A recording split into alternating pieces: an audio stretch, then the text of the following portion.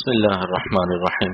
مواہب ربانیہ، علم کی روح کیا ہے؟ ارشاد فرمائے کہ میں چاہتا ہوں کہ مجھے اللہ کے کچھ عاشقین کی ایک جماعت مل جائے جو سارے عالم میں میرے ساتھ اللہ کی محبت میں پھریں، سارے عالم میں پھر پھر کے یا رب، سارے عالم میں پھر پھر کے یا رب تیرا درد محبت سنائیں، تیرا درد محبت سنائیں، تیرا درد محبت سنا کر سارے عالم کو مجنوں بنائیں، سارے عالم کو مجنوں بنا کر میرے مولا تیرے گیت گائیں۔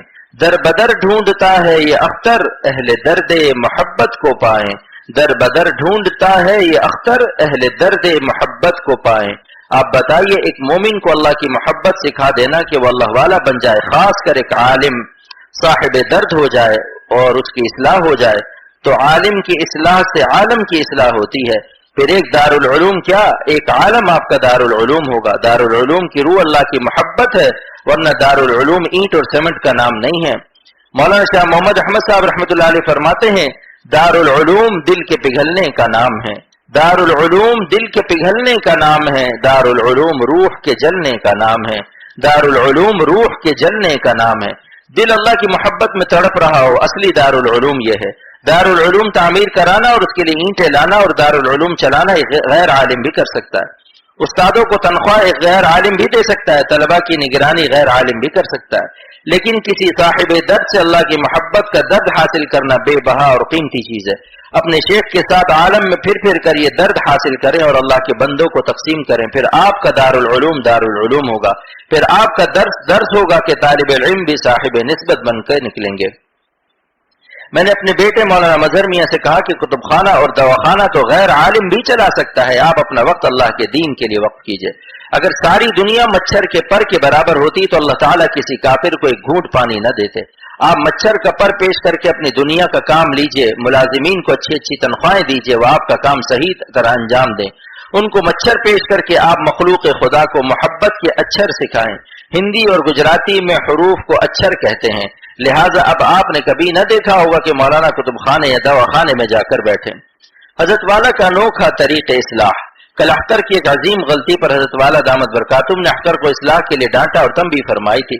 حضرت والا تو سراپا رحمت ہے، اول تو کسی کو ڈانٹ ٹپٹ کرتے ہی نہیں، لیکن ضرورتاً اگر کبھی ڈانٹ بھی دیتے ہیں تو دوسرے وقت اس پر اس قدر شفقت و کرم اور دلجوئی فرماتے ہیں کہ ندامت ہونے لگتی ہے کہ شیخ تو روحانی باپ ہے، اگر وہ جوتے بھی لگائیں تو ان کا حق ہے، لیکن اپنے خدام کے ساتھ حضرت والا کی محبت و شفقت و کرم کی مثال نہیں ملتی، اور بلا مبالغہ حضرت والا اس شیخ کے مصداق ہیں۔ ڈھونڈوں گے اگر ملکوں ملنے کے نہیں نایاب ہیں ہم، ڈھونڈوں گے اگر ملکوں ملنے کے نہیں نایاب ہیں ہم، اطال اللہ ظلالہ و بقاءہ و ادام اللہ فیوزہ و انوارہ۔ بس میں دوران گفتگو اچانک اختر کو مخاطب کر کے فرمایا اب آپ زیادہ غم نہ کیجیے، مجھ سے ایسی بے وقوفی کیوں ہوئی؟ اگر ایسی بے وقوفیاں نہ ہوتی تو آج آپ کا دماغ تکبر سے بھرا ہوتا۔ اے بتا ذرا سیا تابش کنن، آپ کو میرے ساتھ جو محبت ہے اور سارے عالم میں جو میرے ساتھ رہتے ہو یہ سونے کی اینٹ ہے، اس کو کبھی سیاہ تاب کر دیا جاتا ہے، کیونکہ تاشود ایمن سے تاراج و غزن، تاکہ عجب اور کبر کی تباہی و بربادی سے حفاظت ہو جائے، تاکہ آپ کو خود اپنی نظر نہ لگ جائے، ورنہ آپ اپنے کو وی آئی پی سمجھ جاتے۔ لیکن جب ایسی بے وقوفیوں کا صدور ہوتا ہے تب نظر اس سونے کی اینٹ سے ہٹ جاتی ہے کہ ہم کچھ بھی نہیں ہیں، یہ سب اللہ کا کرم ہے۔ اگر خدا مدد نہ کرے تو ہم سے ایسی بے وقوفی اور فاش خطا ہو سکتی ہے، لہذا عجب اور کبر کے چور ڈاکوں سے بچانے کے لیے سونے کے سلکوں سے احتاب کر دیا جاتا ہے۔ تکوینی طور پر ایسے اسباب پیدا ہو جاتے ہیں، لیکن اس کی نسبت اللہ کی طرف نہ کرنی چاہیے، کیونکہ ما اصابک من سیئۃ فمن نفسک، تمہارے نفس کی غلطی سے کسی گناہ سے قلب میں اندھیرے آئے جس سے یہ اندھیرے فیل ہوئے، لہذا توبہ و استغفار سے اپنی عقل کے اندھیروں کو ہٹاؤ، نور تقوی حاصل کرو تو انشاءاللہ پھر ایسی غلطی نہ ہوگی۔ مگر اس سے یہ تو ہوا کہ کم از کم اپنی نظر میں شکستہ ہو گئے۔ بتاؤ اب وی آئی پی ہونے کا کچھ احساس ہے؟ عرض کیا کہ بالکل نہیں۔ پھر کیا یہ معمولی نفع ہے کہ آپ کے اندر عبدیت پیدا ہو گئی، فنائیت پیدا ہو گئی؟ میں کچھ نہیں۔ بولیے کس قدر احساس آپ کو اپنی نادانی کا ہوا؟ بس اللہ کو یہی پسند ہے کہ اپنے کو کچھ نہ سمجھو۔ جب صدور خطا ہو جائے تو اپنی نگاہوں سے گر جاؤ۔ بندہ جب اپنی نگاہوں سے گر جاتا ہے تو اللہ کی نظر پاک اس کو اٹھا لیتی ہے۔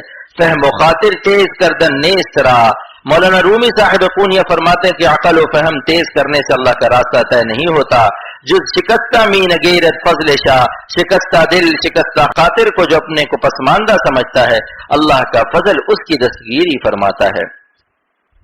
حضرت والا کی فنائیت اور شیخ کے ذمہ ہے کہ اپنے احباب کی خطاؤں کو معاف کرتا رہے، کیونکہ اس کو بھی تو قیامت کے دن اپنی معافی کرانی اور اپنے کو برتر سمجھ کر نہ ڈانٹے۔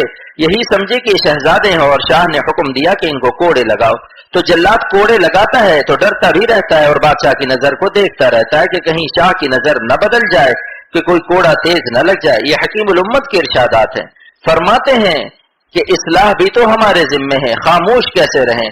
دل پر جبر کر کے اور خود کو حقیر سمجھتے ہوئے کہنا پڑتا ہے۔ اللہ پاک عمل کی توفیق عطا فرمائے۔